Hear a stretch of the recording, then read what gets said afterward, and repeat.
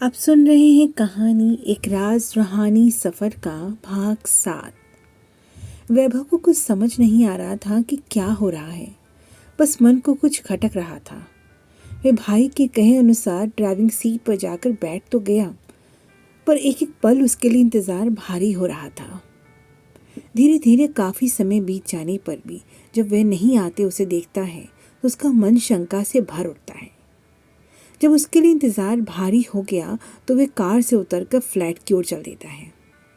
तेज कदम से वह फ्लैट में दाखिल होता हुआ अपनी भाभी के कमरे की ओर बढ़ा ही था, ये कोई आवाज़ उसे झट से उस कमरे की देहरी की ओर खींच लाती है।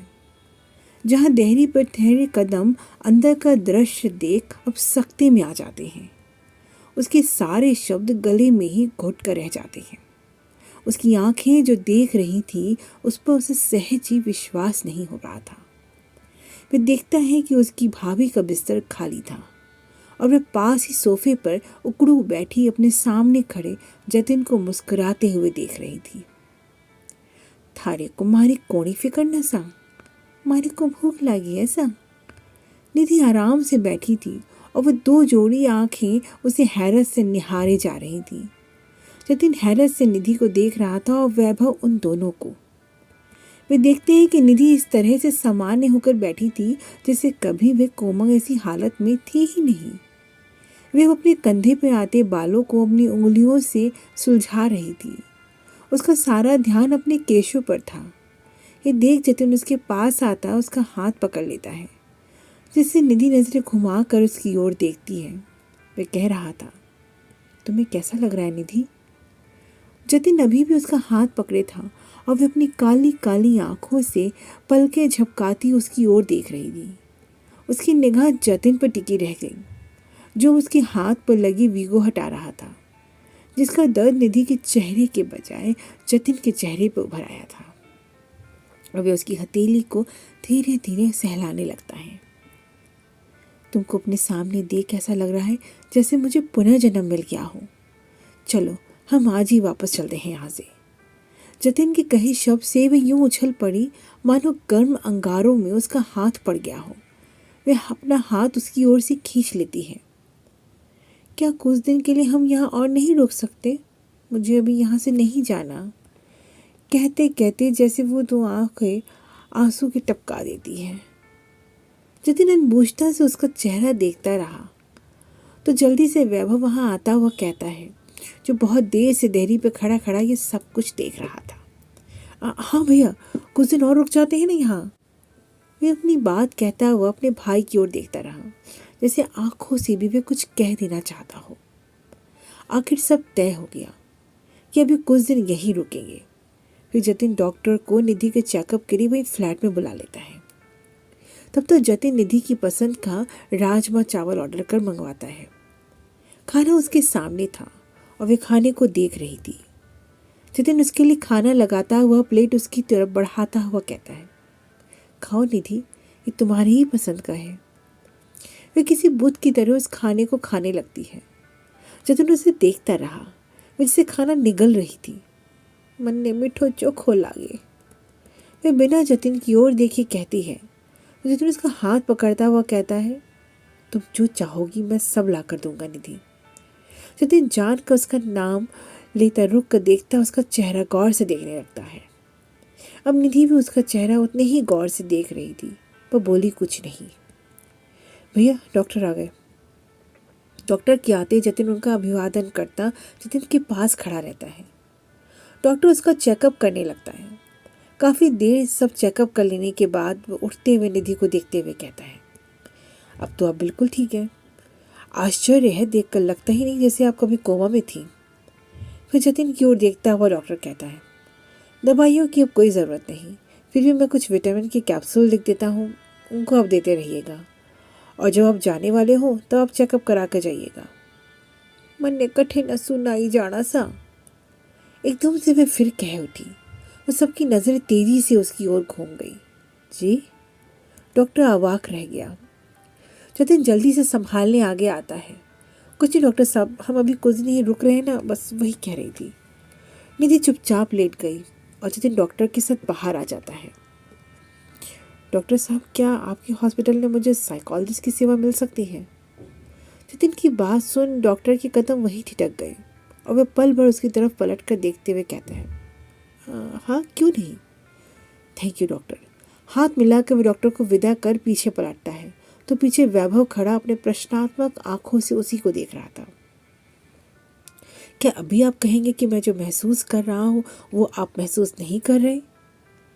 तुम क्या महसूस कर रहे हो मुझे क्या पता। यही कि भाभी अचानक से राजस्थानी क्यों बोलने लगी, क्यों वो यहाँ से जाना नहीं चाहती, क्यों जाने का इंतज़ाम होने पर भी उनका शरीर प्रतिक्रिया करने लगता है। क्या ये सब अजीब नहीं है?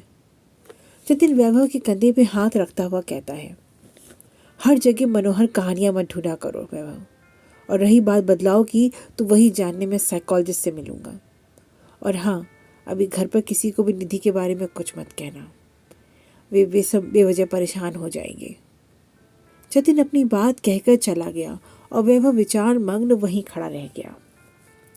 डॉक्टर से संपर्क करके जतिन ने अगले दिन ही साइकोलॉजिस्ट से संपर्क किया। सब कुछ जान लेने के बाद वह जतिन को बताता है, कई बार ऐसा होता है, कोमा की स्थिति से बाहर आने के बाद मरीज कुछ अलग सा व्यवहार करने लगता है।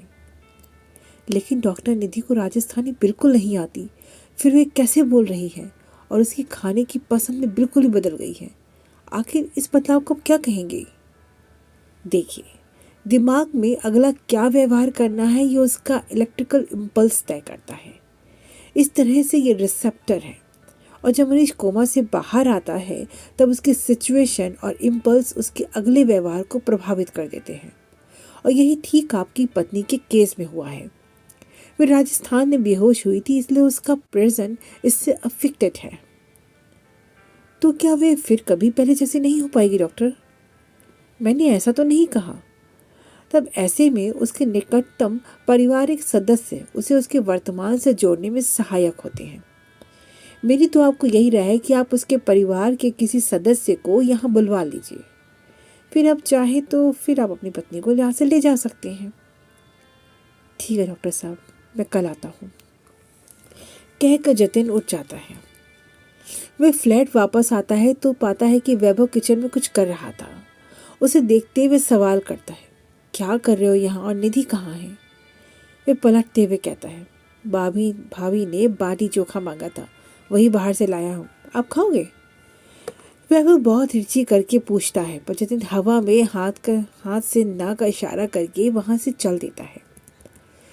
वे कमरे का दरवाज़ा धीरे से खोलता है तो देखता है कि बेड पर सारा सामान इधर उधर बिखरा पड़ा हुआ है और वहीं निधि बैठी जैसे कुछ खोज रही थी। ये सब क्या है? क्या ढूंढ रही हो निधि तुम? जतिन के प्रश्न पर जैसे उस पर कोई असर नहीं होता और वह फैले सामान में वैसे ही ढूंढती रहती है। जतिन थोड़ा और पास आकर देखता है कि निधि ने जो जैसलमेर टूर के दौरान राजस्थानी कपड़े खरीदे थे वह इस समय वही घाघरा चोली पहनी हुई थी। उसने अपनी कलाई में भर भर कर चूड़ियाँ पहनी हुई थी। अब शायद उसे चुन्नी की तलाश थी। जतिन भी आगे बढ़कर उस ढेर में से चुन्नी खोज कर उसकी तरफ बढ़ाता हुआ कहता है, क्या यही ढूंढ रही थी तुम? वे झट से उसके हाथ से चुन्नी लेकर उसे अपनी देह में डालती है।